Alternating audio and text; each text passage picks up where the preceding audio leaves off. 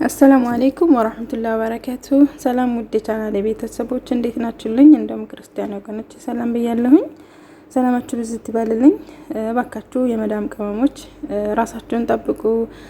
እዚህ ጋር እንደምትመለከቷት ኡጋንዳዊ ራሷን አታለች። እሱም ደግሞ በእነዚህ በኬሚካሎች ነው ማለት ነው።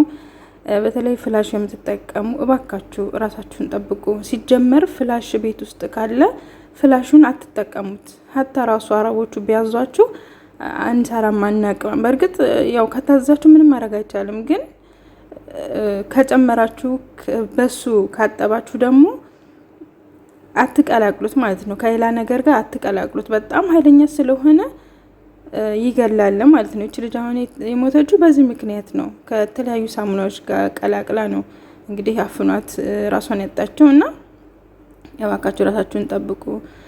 አረብ ሲባል ቢጸዳለትም ባይጸዳለትም ምስጋና ያቀም ማለት ነው። በተለይኛ አበሾች ራሳችንን ለጎዳን አይታክተንም እና እባካችሁ ራሳችሁን ጠብቁ ከእንደዚህ አይነት ነገር። በነገራችን ላይ እኔ እንደዚህ የሆነ ሰዓት እንደዚህ አጋጥሞኝ ነበርና ፍላሽና ሳሙና ነው ቀላቅዬ ሽንት ቤት ላይ ደፍቼ እኔ እዛ አልሆንኩም፣ ግን ደፋሁትና ሽንት ቤት ላይ ትንሽ ይጠባው ብዬ ዘጋግቼ ነው የወጣሁት። ከዛ ቤቱ ሁላ ነው እንዳለ እየሸተተው ማለት ነው እንዳለ። ከዛ ሰዎች መጡና ምንድነው የሚሸተው ምናምን አሉኝ። ከዛ ስነግራቸው በጣም እብድ ነው ያሉት። እንዴት እንደዚህ ታደርጊያለሽ?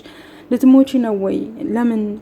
ለምን አደረግሽ ብሎ ሰውዬ ራሱ በጣም ነው የጮህብኝና ያው አንዳንዶቹ ይረዷቸዋል፣ አንዳንዶቹ ደግሞ ስራቸው ይሰራላቸው እንጂ የእናንተ ህይወት መጥፋቱ ትዝ አይላቸውም። እና እባካችሁ እነሱ ባያስቡላችሁ እናንተ ለራሳችሁ እሰቡ ማለት ነው። እቺ ልጅ አሁን አስባችሁታል?